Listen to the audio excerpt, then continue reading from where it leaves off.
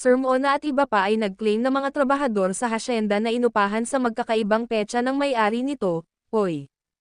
Ang hasyenda umano'y isang 30 ektaryang agricultural land na matatagpuan sa Negros, na may humigit kumulang 60 manggagawa at capitalization na wala pang 3 Philippine pesos milyon.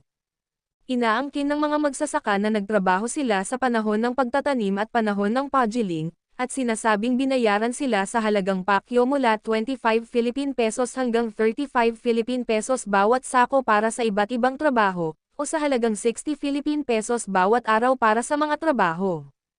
Iginiit nila na hindi gumamit si Uy ng mga payroll, payslip, voucher, o anumang dokumentong nagpapakita ng kanilang accomplishment sa trabaho o sahod.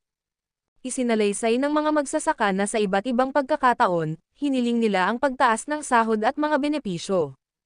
Sa halip, sinabihan silang maghanap ng ibang trabaho at